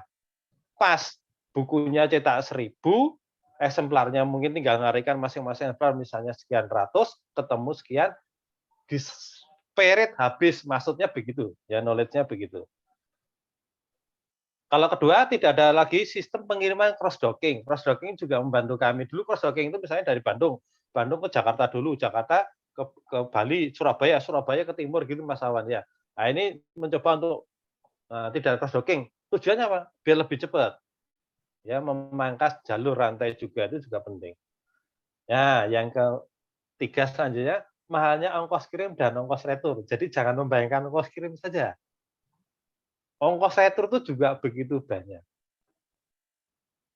Ongkos retur itu kami sampai caranya menyewa kontainer sendiri. Jadi kontainer saya sewa sendiri gitu. Nggak pakai hitungan kubik, tapi nggak, saya nyewa kontainernya aja. Sampai seperti itu. It means skala berapapun kita juga bisa belajar dari situ. Bagaimana buku-buku yang terdistribusi di semua tempat itu sebisa mungkin habis sekian persen, mencari titik BEP dan sebagainya, sehingga teman-teman itu bisa running. Ini kan industri ini kan bicaranya distribusi kan terkait dengan yang lain. Kalau saya bisa running, ini bicaranya kalau saya menerbitkan satu buku, saya bisa mencapai BEP, saya kan bisa nyetak buku yang lain. Nah, kalau saya tidak BEP, saya mau dapat nyetak buku lain dari mana? Itu kan semangatnya teman-teman di penerbit kan gitu juga. Memikirkan bagaimana saya BEP-nya berapa sehingga saya bisa running lagi. Jadi pendanaannya kan juga tidak mudah ya. Nah, lead time lama sampai di lokasi itu, lead time paling lama di poin yang selanjutnya itu, lead time itu selama ini memang yang titik terjauh memang kami ke Ternate. Ternate itu bisa 1 bulan lebih sedikit. Jayapura itu 2 minggu. Maumere itu cukup panjang juga, di atas 1 bulan. Ambon itu karena jalur kapalnya kita harus belajar jalur kapal. Ya, Ambon juga cukup jauh. Sorong bisa direct agak cepat juga. Makanya pernyataan Mas Wawan tadi menarik. Mengirimkan barang dari Makassar tidak mudah, Mas. Coba aja. Saya membuat jalur distribusi Makassar kemana? Nah, Makassar kemana itu juga tidak mudah. Makassar ke Jayapura nggak ada yang nembus, Mas. Makassar ke sini juga kadang-kadang nggak nembus. Jadi memang belajarnya pada jalur kapal aja, melihatkan jalur kapal aja, ngulik di situ. Ya, dan sebisa mungkin pengirimannya itu jangan pindah-pindah. Cari pengiriman yang jangan pindah-pindah. Kecuali kayak Mbak Maria, ya udahlah ngeteng gitu ya, semau gue lah kapan sampainya. Tapi ketika kita pengen pas ada proyek dan sebagainya, ya memang mencari pengiriman yang tepat itu memang ya seperti ketelitian kita. Tanya, di sana yang ada apa? Di sini yang ada apa? Oke, berapa ya dan sebagainya gitu. Nah, itu salah satu tips-tipsnya seperti itu ya. Nanti kita kalau lain-lain kalau dalam industrinya kita akan sharing juga. Nah, ini kalau manifestonya seperti ini, digital kill everything, millennial kill everything, pandemi kill everything. Ya. Pandemi ini telah mempercepat proses perubahan yang seharusnya berlangsung lebih lama, tapi kita harus bergerak begitu cepat. Mungkin slide ini akan menyadarkan teman-teman semua bahwa kita dituntut untuk sangat lebih cepat, baik dalam sisi transformasi, baik dalam sisi pelayanan dan sebagainya. Kita ternyata harus berubah lebih cepat. Nah, ini kalau ekosistem ini Mbak Melvi ya, Mbak Melvi juga hafal, teman-teman ekosistem kami memang seperti ini. Nanti kita menyelesaikan permasalahan-permasalahan yang kita diskusikan ini termasuk dengan misalnya ada gramedia.com, ada Gramedia Digital, itu distribusi yang kotak kanan, itu ada e-perpus juga, ada office store, kita dengan siapa saja itu jalurnya bisa, ada store yang existing. Jadi kita menyelesaikan jalur distribusi termasuk dengan sini juga, ya. Itu juga termasuk perhatikan dari yang sini ya, yang dalam dunia literasi termasuk peran writer juga. Ya untuk kontennya kita fokus mengelola dan sebagai konten-konten yang potensial, ya. Kita sekarang banyak podcast, banyak ini, macam-macam, apa yang pengen disampaikan, ya, betul-betul beragam yang bermanfaat dan dibutuhkan banyak orang. Nah, itu tantangan kita muaranya pada sebelah kanan. Ya, dari IP manajemen kita juga bikin, ya, entertainment kita bikin. Jadi ini memang ada movie, jadi nanti pembelajaran bagi kita seandainya sebuah buku itu bisa dibikin IP konten kan luar biasa. Ya, itu kalau membicarakan nanti nggak selesai Mbak, ini misalnya bulat dan menarik seperti, tapi karena aku dan kapan-kapan kita bicara lagi, tapi kita menyelesaikan jalur distribusi tadi. Salah tipsnya adalah kita men-shortkan biaya pengiriman, men-shortkan menjadi fokus bisnis.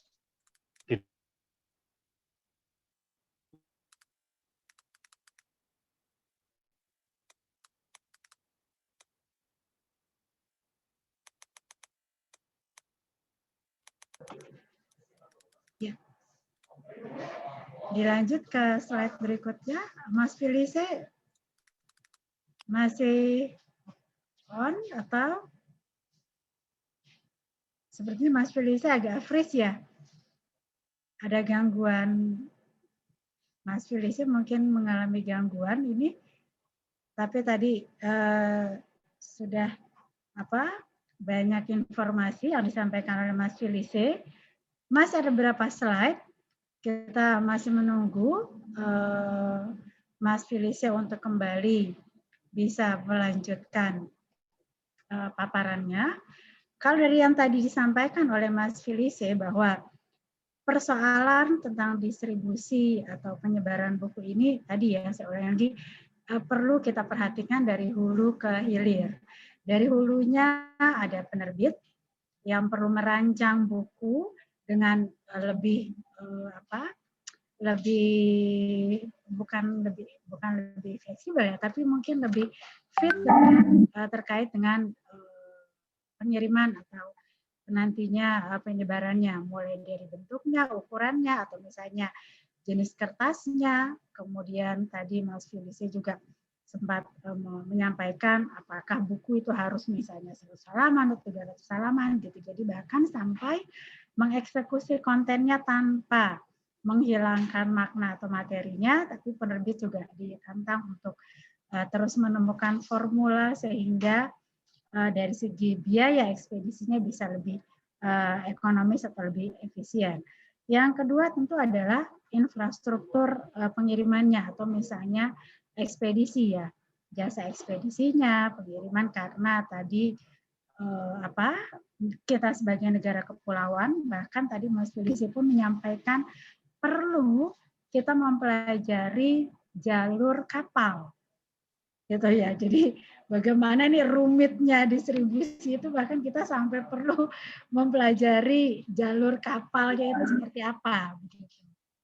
Nah, kemudian juga yang tidak kalah penting adalah tentu mengenai ekosistem ini adalah adanya komunitas dan pembaca.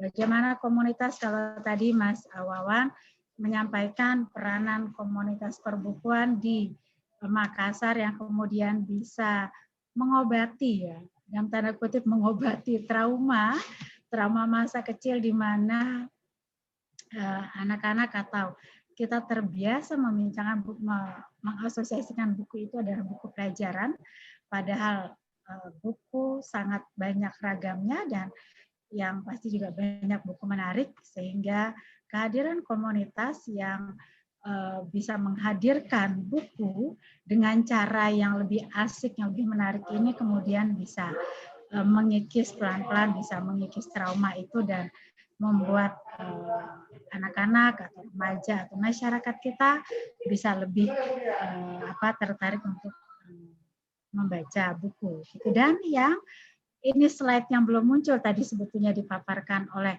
Mas Felice adalah terobosan ke depannya. Bagaimana kita menyikapi atau misalnya merespon kemajuan teknologi atau misalnya kendala-kendala di masalah distribusi atau penyebaran ini, kemudian bagaimana kita bisa memanfaatkan teknologi untuk menyebarkan buku, teknologi untuk memperluas akses masyarakat terhadap konten. Nah, ini sepertinya Mas Felice kita masih tunggu apakah masih memungkinkan untuk join ya, untuk kembali terhubung bersama kita pada sore hari ini. Dan di sini masih ada Mbak Maria dan Mas Wawan, Kak Maria dan Kak Wawan. Nah, dari paparan tadi yang sudah disampaikan oleh Kak Maria, Wawan dan Mas Felice, Mas Felice sudah kembali bergabung. maaf, Kelapa Gading itu memang di belakang itu memang tidak dapat akses yang baik. Nah, oke, jadi silakan sambil Mas Filisa meneruskan share screen-nya, Mas. Tadi di slide keberapa gitu saya sampaikan lagi. Jadi kendalanya ternyata nggak hanya cuma masalah distribusi fisik nih, buku secara fisik ya. Ketika kita berbicara tentang buku digital gitu, infrastrukturnya juga kita mempunyai tantangan tersendiri gitu, mulai dari koneksi dan segala macam. Nah ini sambil Mas Felicia mungkin masih ada berapa slide terakhir ya, gitu. Nah, iya, tapi kok nggak bisa saya ini ya? Mas Felicia mungkin Mas Farik atau Mbak Bene bisa kasih akses Mas Felicia untuk melanjutkan share screen-nya. Ya, oke. Sudah ya? Sudah, coba silakan dicoba lagi Mas Felicia sudah bisa Ya, share ya, screen ya. lagi. Oke. Oke. Teman-teman yayasan. Nah, tadi terakhir itu di slide terus Mas. Lanjut. Nah, tadi masalah Ya. ekosistem. Oh, Pengembangan di ekosistem. Terakhir ya. tadi di slide 16. Slide 16 itu pengembangan ekosistem yang dilakukan oleh Gramedia terkait dengan merespon teknologi ataupun mungkin bisa menjadi solusi bagaimana distribusi atau penyebaran konten ini ke masyarakat di seluruh tanah air. Tadi di slide ke-16 sepertinya Mas. Ya. Masih menarik toh? Ini tadi sorry, ya. Jadi teman-teman tadi kita selesaikannya nanti jalur penyebaran buku itu termasuk kita bantu dengan mempercepat bisnis proses di sisi digital content dengan ada Gramedia Digital dan gramedia.com juga kita rubah dengan segala platformnya. Juga ada Gramedia Official Store ini juga banyak ini di poin selanjutnya dan berarah dengan teman-teman online juga tidak saya sebutkan banyak sekali di belakangnya ya.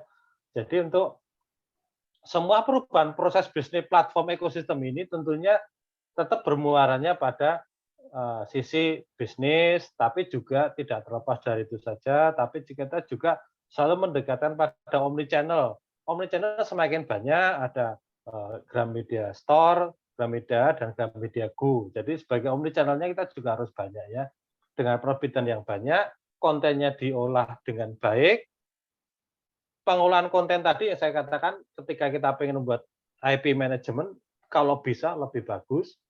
Selanjutnya adalah pada sisi distribusinya dan bentuknya, dan kemudian menjadi sesuatu di sisi kanan yang tentunya diharapkan sebagai pendekatan revenue tersendiri. Nah, kalau semua buku dengan segala literasinya, kemampuannya membaca, dan setelah membaca itu memberikan insight balik kan, harapannya kan gitu dalam bidang literasi itu saya membaca, sehingga saya gemar menulis kan begitu ya, bukan membaca atau kan bukan. Jadi membaca tapi juga memberikan kontribusi balik menulis. Nah, itu problem kita juga. Saya suka baca, tapi kapan saya nulisnya? Karena membaca berarti kita harus menfeedback balik menulis. Dalam hal apapun. Mau dalam bentuk sharing, podcast, apa-apa, penggemar apa. Nah, itu literasinya ada di situ sebetulnya. Literasi di situ mempercepat juga teman-teman di daerah untuk semakin gemar membaca dan gemar membaca, jalur distribusinya diperbaiki dan sebagainya ya.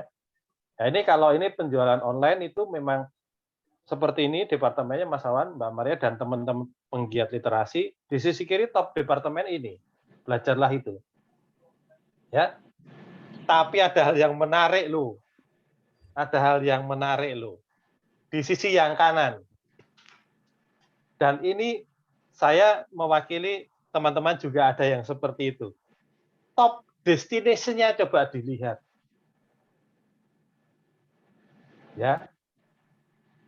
Jadi Mas Awan, teman-teman kita di timur, mungkin di Kalimantan dan sebagainya, belum jadi top destination. It's mean apa? It's mean buku fisik, kehadiran toko buku online, oleh Mas Awan dan teman-teman, Mbak Maria dengan tantangannya, sisi kanan masih sangat terbuka. Ya kan? Online oke. Value-nya berapa? Kemana saja? Tantangannya justru kita bicarakan hari ini. Ya, semoga kita bisa lebih baik lagi, tapi data menunjukkan bahwa dari teman kami, 10 tempat ini masih yang terfavorit. Bukan nggak ada. Saya tiap hari melayani Grago ke Palu ada. Kami Grago kemana-mana ada. Ke Maumere ada, ke Jayapura banyak. Nah, digital business assetnya seperti ini ya. Jadi digital itu sekitar ada 66.000, terus 22.000 itu dari internal kita, juga konten magazine dan e-paper juga banyak ya. Print on demand-nya juga banyak dan klien e-perpus juga banyak. Sekarang yang memang baru tergerak sekarang e-perpus, Mbak Maria, Mbak Mas Awan. Ya, e-perpus menjadi tantangan tersendiri. Oke. Ya. Jadi Nanti, ini Mas Felice, maaf ini karena waktu kita sudah mau selesai, jadi justru yang dikembangkan oleh Gramedia selain tadi menghadirkan toko di wilayah Indonesia Timur untuk memberikan akses penyebaran dan distribusi buku, juga kemudian masuk ke platform mengembangkan ekosistem di platform digital ya. Kemudian tadi ada toko online, kemudian ada e-perpus yang mungkin juga tadi sempat disampaikan. Nah, ini karena waktu kita sudah sangat singkat, sangat mepet, ini dari tadi apa yang sudah disampaikan oleh 3 narasumber, kira-kira saya saya mengajak Kak Maria, Kak Wawan, dan Mas Felice untuk menyampaikan atau memberikan ide jalur distribusi, terutama nih yang buku fisik ya, jalur buku fisik itu apakah ada usulan atau saran untuk jalur alternatif jalur distribusi sehingga buku ini bisa tersebar secara luas ke masyarakat di seluruh Indonesia. Apakah atau misalnya insentif atau peranan pemerintah yang seperti apa yang diharapkan sehingga penyebaran buku ini bisa lebih masif, bisa terbantu sehingga tadi misalnya disampaikan oleh Kak Maria dan Kak Wawan, terkadang ongkos kirim itu bahkan lebih mahal dari pada harga bukunya sendiri. Silakan. Mungkin dari masing-masing bisa memberikan usulan, ide atau pendapat singkat mengenai hal ini. Dimulai dari Kak Maria. Ya, saya Mbak Maria dulu. Baik, terima kasih Mas Felice tadi memaparkan beberapa hal yang menarik sekali. Ini satu hal juga yang mungkin perlu saya ceritakan. Di Luteng itu pernah ada Gramedia loh, Mas. Di mana? Di Luteng. Oh ya, pameran tuh Mbak ya? Pak, enggak, toko bukunya ada katanya. Sampai tahun 2016 atau 2017. Kemudian ditutup. Akhirnya hanya ada 5 Maumere saja. Jadi itu juga karena yang membeli sedikit sekali. Padahal ada kampus di sini, ada beberapa kampus malah. Nah, kalau tadi pertanyaannya Mbak Melvi, bukan pertanyaan ya, seperti minta masukan. Saya mau bagi pengalaman sedikit juga di Klub Buku Peta. Kita selama 1 tahun ini, semenjak tahun lalu kita menerbitkan kumpulan cerpen antologi orang dengan gangguan jiwa. Itu diterbitkan Dusun Pabamora di Kupang, tapi dicetak di Jogja. Nah, saat itu juga kita mengalami hal yang sama, Mas Felice. Gimana caranya mengirimkan buku kurang lebih 30 kilo ini ke Ruteng. Karena kalau pakai JNE biasa itu hampir 5 juta lebih.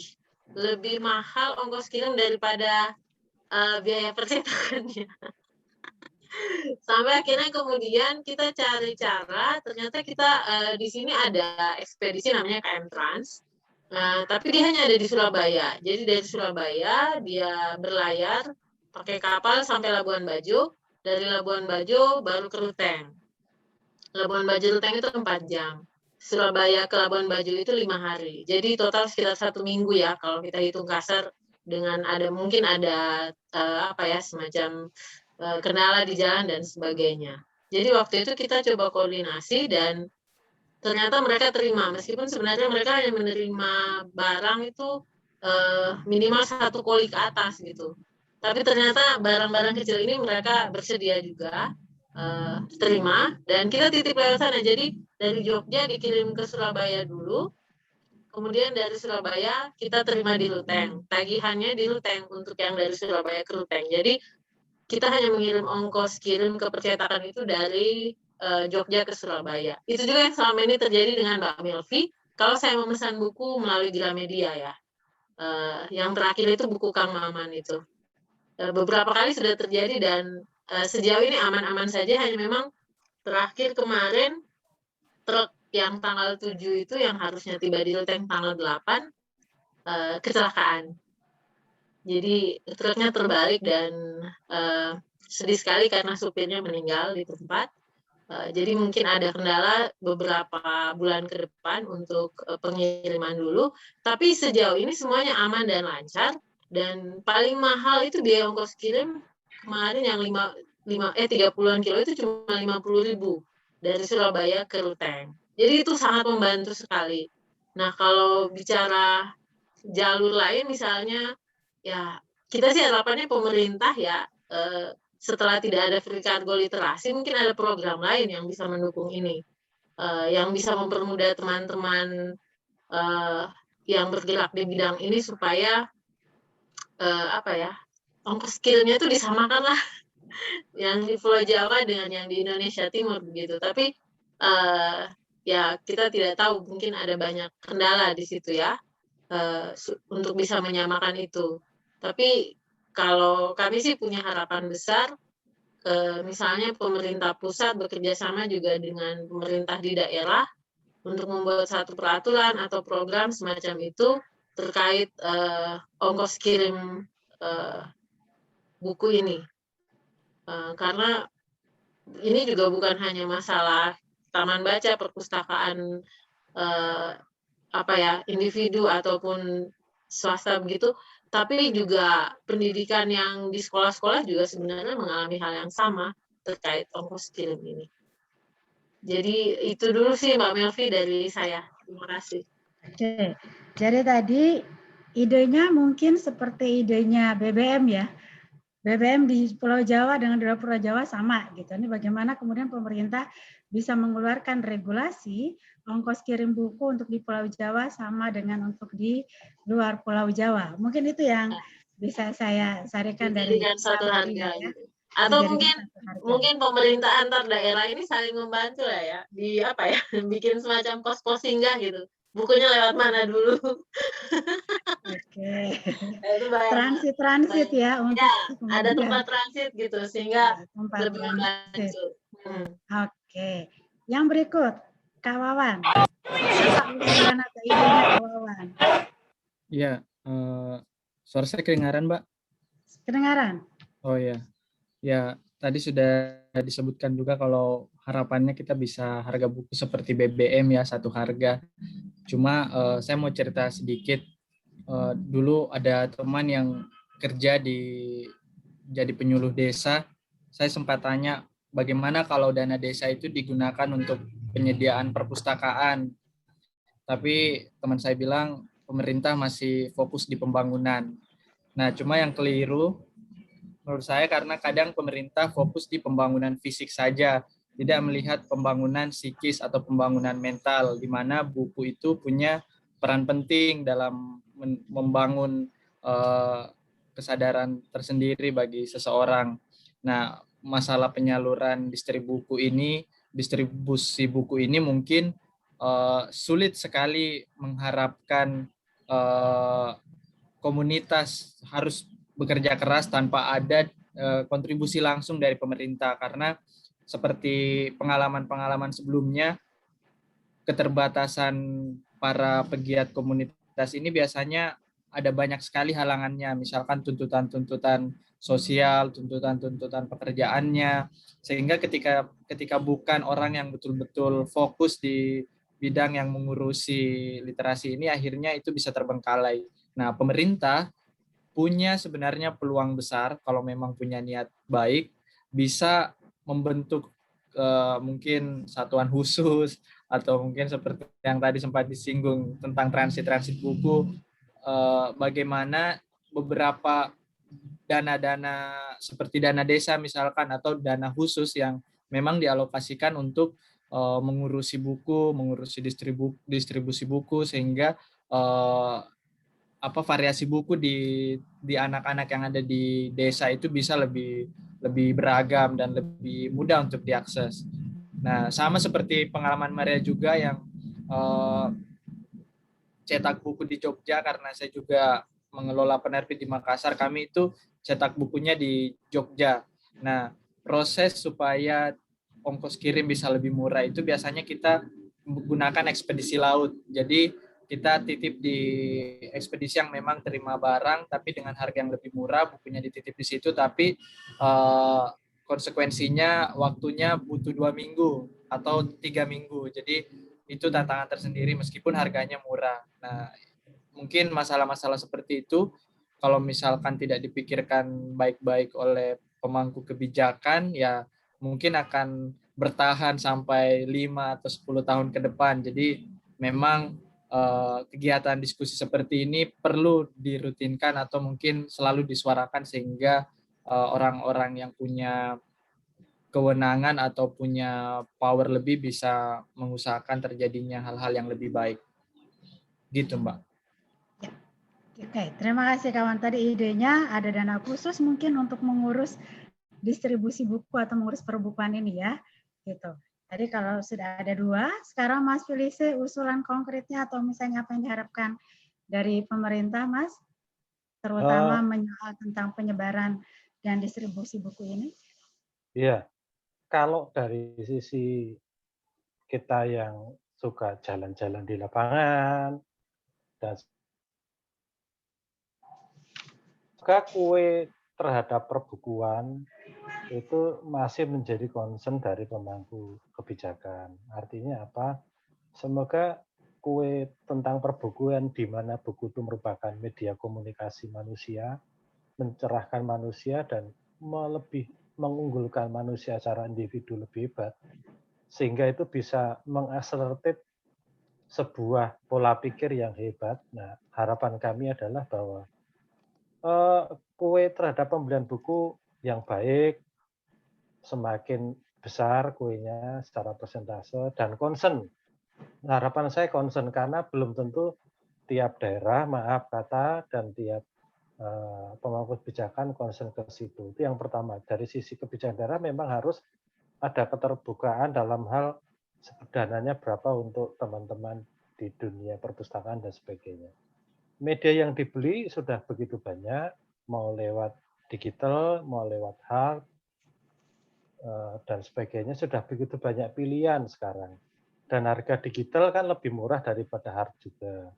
Jadinya dengan perubahan-perubahan landscape digital dan sebagainya tidak mengurangi esensi buku, tetapi justru semakin memperkaya khasanah literasi. Kalau dari sisi event, sebetulnya kita harus banyak membuat event, terutama terima kasih pada NGO, karena kami dapat dari NGO juga bergandengan tangan cukup banyak. Terus jangan lupa banyak donatur juga, karena kami juga sering bertemu donatur. Donatur tuh juga memberikan, Mas, tolong kirimin sana di dekat Raja Ampat sana loh. Nah, itu juga banyak. Dari sisi internal kami akan berkomitmen untuk Indonesia semakin dekat. Dan BOD juga sudah meminta kami untuk memetakan daerah potensial mana yang kita bisa hadir semakin dekat. Dengan pengertian bahwa ketika kita mau mengklik di mana saja, nanti yang mengirim siapa saja dimanapun kita, nah itu akan memutus rantai kemahalan tadi itu. Jadi kita akan punya keyakinan ke situ. Dan sebetulnya event-event itu misalnya apakah kita bisa berdiskusi dengan kawan-kawan di luar, apakah kantor pos itu masih begitu luar biasa dalam hal pengiriman, karena kantor pos kan juga titiknya begitu banyak dan justru dia sampai di paling bawah menurut saya. Jadi ketika kita mengadakan event apapun oleh yayasan atau apa, menggandeng kantor pos dengan nego-nego tertentu, saya yakin bisa. Jadi kreativitas kita memangkas suatu kebijakan saklek memang juga banyak. Nah, yang harapan kami selanjutnya memang jangan sampai patah semangat Mas Wawan dan Mbak Maria dan teman-teman yayasan. Saya yakin begitu banyak kita bergandengan tangan dan saya justru kagum karena ternyata teman baca ini banyak juga, malah kadang-kadang kami belum pernah bersinggungan.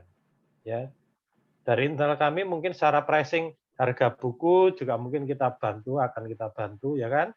Harga buku juga menentukan dan sebagainya. Itu Mbak Melvi. Ya, terima kasih Mas Felice. Ini rekan-rekan, sahabat Yayasan 17.000 Pulau Imaji, ini tidak terasa nih sudah hampir 2 jam perbincangan kita mengenai persoalan penyebaran atau distribusi buku ini. Tadi sudah banyak ide yang disampaikan, bahkan juga terakhir ini sudah ada usulan kemudian keharapan kita tentunya kepada pemerintah yang tadi disampaikan oleh Mbak Maria dan Mas Wawan. Misalnya apakah memungkinkan ada subsidi untuk distribusi buku sehingga biaya atau harga buku di Pulau Jawa maupun di luar Pulau Jawa bisa sama. Tentu ini bisa diatasi atau bisa terwujud jika ada subsidi atau intervensi dari pemerintah. Seperti halnya misalnya harga BBM. Kemudian bagaimana kita membangun ekosistem, mengembangkan platform, mungkin digital yang karena pandemi kemudian membuat setiap orang sekarang mengakses digital, kehadiran buku digital, mungkin atau misalnya platform digital, bisa juga membantu, bisa dimanfaatkan atau dioptimalkan tentunya untuk penyebaran dan distribusi konten atau buku yang sudah diberikan atau sudah disiapkan oleh penulis dan penerbit. Nah, sekali lagi tentu ketika kita berbicara mengenai perbukuan termasuk distribusi ini adalah bagaimana kemudian kita melihat ekosistem perbukuan ini secara utuh dan komprehensif dari hulu ke hilir sehingga persoalan-persoalan pelik ini bisa satu persatu teratasi. Namun dari para 3 narasumber ini tentu kita tetap optimis bahwa persoalan pelik ini tidak ada yang tidak mungkin, pasti bisa terurai dan bisa sama-sama kita atasi. Akhir kata, atas nama Yayasan 17.000 Pulau Imaji, kami mengucapkan terima kasih kepada 3 narasumber, Kak Maria, Kak Wawan, Mas Felice, dan juga rekan-rekan yang menyaksikan acara diskusi kita pada hari ini di Lead Bit Light. Mohon maaf untuk segala kekurangan dan ketidaknyamanan. Sampai bertemu lagi di rangkaian kegiatan Lead Bit Light berikutnya. Wassalamualaikum warahmatullahi wabarakatuh dan salam literasi. Terima kasih Mbak Melvi, salam literasi. Semuanya. Terima kasih Mas Felice, Wawan. Selamat Idul Fitri semua. Informasinya. Sama-sama. Mohon maaf lahir batin, selamat Idul Fitri, Farik, dan teman-teman di Yayasan Imaji.